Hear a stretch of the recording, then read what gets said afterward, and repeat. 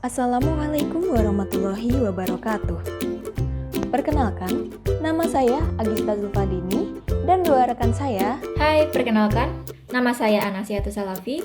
Hai, perkenalkan, nama saya Cindy Dwi Kurnia. Kami dari Demokrat kelas 77B akan mempresentasikan tentang strategi untuk optimalisasi kinerja PT Adikarya Persero Tbk dalam menghadapi transformasi 4.0. PT Adikarya Persero Tbk adalah badan usaha milik negara yang bergerak di bidang konstruksi, berdiri pada tanggal 11 Maret 1960. PT Adikarya Persero Tbk menjadi perusahaan konstruksi pertama yang terdaftar di Bursa Efek Indonesia dengan kepemilikan 51% pemerintah Republik Indonesia dan 49% publik. Untuk memenangkan persaingan bisnis, PT Adikarya Persero Tbk melakukan redefinisi visi pada tahun 2006. Bukan hanya berfokus pada bidang konstruksi, tetapi juga menguatkan nilai perusahaan di mata pemangku kepentingan lain dengan menambah lini bisnis di bidang energi, properti, industri, dan juga investasi. Kemudian, dari latar belakang yang telah kami sampaikan tadi, kami menarik satu masalah pada evolusi perusahaan yang dinilai terlambat dan tidak optimal diidentifikasikan melalui isu-isu berikut ini. Pandemi COVID-19 mempengaruhi penurunan ekonomi dan terhambatnya logistik di dunia akibat adanya isolasi di beberapa tempat. Adanya hambatan dalam logistik dan turunnya permintaan kontrak pada lini konstruksi mengakibatkan arus kas PT Adikarya tidak lancar. Penggunaan fasilitas Adi Learning Center yang belum optimal menyebabkan transformasi bisnis yang sangat dibutuhkan saat ini menjadi lambat. Dan keterlambatan transformasi bisnis dari 3.0 menjadi 4.0 PT Adikarya Persero Tbk ini juga berakibat pada perkembangan lini bisnis lain konstruksi yang seharusnya masih bisa dioptimalkan. Selanjutnya, analisis SWOT PT Adikarya Persero Tbk. PT Adikarya memiliki 5 lini bisnis berbeda, di antaranya adalah konstruksi, energi, properti, industri, dan investasi. Selain mendapatkan beberapa penghargaan sebagai tolok ukur keberhasilan kinerja, PT Adikarya juga melakukan pendekatan terhadap SDM. Dibangunnya ELC adalah salah satu upaya untuk meningkatkan sumber daya manusia PT Adikarya. Di balik kelebihan yang dimiliki, PT Adikarya juga memiliki beberapa kelemahan, seperti ketidakmampuan PT Adikarya dalam menghasilkan margin laba yang besar sebagai akibat dari pengembangan program usaha yang belum optimal karena pelaksanaan transformasi belum menyentuh semua lapisan dalam organisasi. Selain itu, masih terdapat kesenjangan keahlian, pengetahuan, dan sikap pada SDM.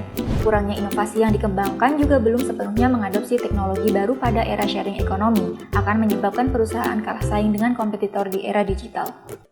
Namun, PT Adikarya juga memiliki peluang. Ikatan Nasional Konsultan Indonesia atau INKINDO menilai pembangunan infrastruktur yang masif dalam 4 tahun terakhir menjadi pemicu pertumbuhan konsultan konstruksi yang besar. Hal ini bisa menjadi peluang investasi bagi PT Adikarya. Adanya diversifikasi investasi IPO atau Initial Public Offering pada anak perusahaan ACP dan juga AGP juga dapat menjamin kelangsungan bisnis perusahaan PT Adikarya. Namun, terdapat pula beberapa ancaman yang dihadapi oleh PT Adikarya. Di antaranya, banyaknya pesaing yang muncul pada bidang yang sama dengan PT Adikarya, sedangkan permintaan kontrak kerja baru mengalami penurunan di masa pandemi ini. Kurangnya inovasi dan penerapan teknologi tepat guna dapat mengancam posisi PT Adikarya di era persaingan bisnis. Selain itu, PT Adikarya masih dipengaruhi oleh pasar global, yang mana perang dagang Amerika-China membuat perekonomian Indonesia menurun. Sebab pandemi COVID-19, IPO, ACP, dan AGP juga ditunda. Balance scorecard juga kami pilih untuk menentukan strategi yang dapat kami sarankan kepada PT Adikarya. Dari perspektif pelanggan, PT Adikarya dinilai cukup baik dalam memenuhi kepuasan pelanggan. Hal ini dibuktikan dengan data indeks kepuasan pelanggan pada tahun 2019 yang mencapai 80%. Selain itu, PT Adikarya mendapatkan beberapa penghargaan serta proyek yang membuktikan kredibilitas perusahaan di mata konsumen. Dalam sudut pandang internal proses, dengan tolok ukur banyaknya inovasi yang dikembangkan, PT Adikarya berperan aktif dalam mengembangkan program-program inovasi. Selain itu, terdapat sudut pandang pembelajaran serta pengembangan. Dikembangkannya ALC sebagai sarana pembelajaran karyawan untuk meningkatkan kualitas karyawan ADI. ERP atau Enterprise Resource Planning merupakan sistem yang dibangun untuk mengintegrasikan semua fungsi dalam ADI untuk menciptakan proses bisnis yang lebih efisien dan efektif. BIM atau Building Information Modeling yang memungkinkan pelaku yang terlibat dalam suatu proyek bekerja secara kolaborasi. PLC, ERP, BIM, dan BMS merupakan strategi dalam pembelajaran, sedangkan pengembangan pada pandemi ini dilihat dari adanya kontrak baru pada pembangunan LIPI dan UPI. Lalu ada 4 strategi rekomendasi dari kelompok kami yang kami harapkan dapat berguna untuk PT Adikarya. Strategi yang pertama adalah pembentukan anak perusahaan dan lini usaha baru. Sesuai peraturan pemerintah nomor 101 tahun 2014 tentang pengelolaan limbah B3, perusahaan PT Adikarya mempunyai kesempatan untuk membuat pembentukan anak perusahaan yang bergerak di bidang pengolahan sampah. Yang tahun 2020 itu membuat aplikasi yang bernama Vestronic. Vestronic ini adalah aplikasi pemantau perusahaan untuk melakukan pengolahan limbah secara baik. Sesuai dengan predikat PT Adikarya yaitu Good Corporate Governance, penggunaan aplikasi ini bisa dilakukan untuk penyedia layanan konsumen. Strategi yang kedua yaitu adalah penggunaan aplikasi CRM atau Customer Relation Management. Layanan ini bisa mempermudah komunikasi antara perusahaan dengan konsumen. Aplikasi ini bisa mempermudah untuk feedback terhadap kinerja proyek, penyediaan servis terhadap pemeliharaan produk, dan pemberlakuan repeat order maupun order book terhadap customer baru. Strategi yang ketiga itu adalah penggunaan business tech untuk menanggulangi solusi dalam kelebihan materi dan kebutuhan baku. Hasmikro dapat mempermudah 3 faktor, yaitu accounting, manufacturing, dan inventory. Dalam proses accounting, perusahaan dapat dimudahkan dengan cara melacak laba dan rugi keuangan, perencanaan budgeting, dan forecasting. Poin kedua adalah tentang manufacturing. Di sini perusahaan akan dimudahkan dengan pelacakan penggunaan material, work orders, dan membantu dalam pembuatan resource planning. Yang ketiga yaitu inventory. Perusahaan dapat melacak tingkat stok yang tersedia dan pembelian produk dengan tenang. Strategi yang keempat itu adalah optimalisasi penggunaan BIM dengan aplikasi Revit. Aplikasi ini adalah sebagai penghubung antara komunikasi karyawan dengan karyawan, karyawan dengan klien untuk memudahkan dalam perevisian. Dari 4 strategi ini diharapkan dapat mampu meningkatkan SDM serta meningkatkan teknologi yang digunakan dalam perusahaan PT Adikarya. Berdasarkan identifikasi masalah, analisis SWOT, dan juga pendekatan balance scorecard, yang kita dapatkan dari kesimpulan dan solusinya adalah sebagai berikut. Yang pertama, PT Adikarya diharapkan dapat memperluas pasarnya, baik di dalam negeri maupun di luar negeri. Hal ini didasarkan pada meningkatnya permintaan pembangunan infrastruktur untuk fasilitas umum yang didasarkan dalam pernyataan Presiden Jokowi mengenai fokus utama Indonesia yaitu pembangunan infrastruktur.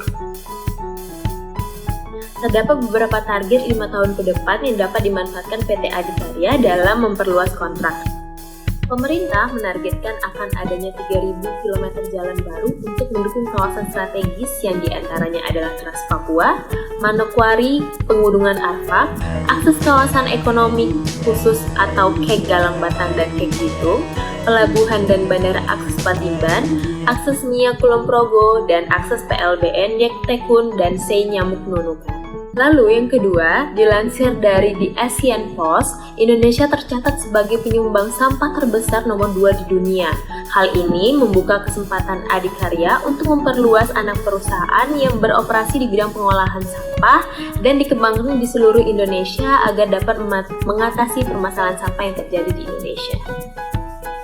Hal ini tentu saja dapat menjadi peluang untuk PT Adikarya dalam diversifikasi bisnis untuk anak perusahaan baru. Industri pengolahan sampah yang dapat juga berguna untuk negara dapat juga menjadikan permasalahan sampah di Indonesia semakin berkurang di dunia.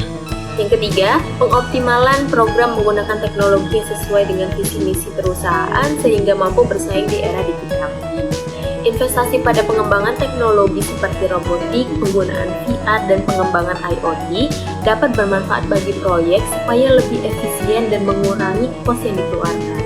Serta pengembangan teknologi ini dapat bersinergi untuk menaikkan manajemen inovasi PT Adikarya. Yang keempat, dibutuhkan reorganisasi BOD untuk mempersiapkan SDM, PT Adikarya untuk mempersiapkan transformasi 4.0 dalam pengoptimalan transformasi 3.0. Baiklah, itulah hasil presentasi dari kelompok Mokat kelas 77B. Kami ucapkan terima kasih dan semoga bermanfaat untuk kita semua. Wassalamualaikum warahmatullahi wabarakatuh.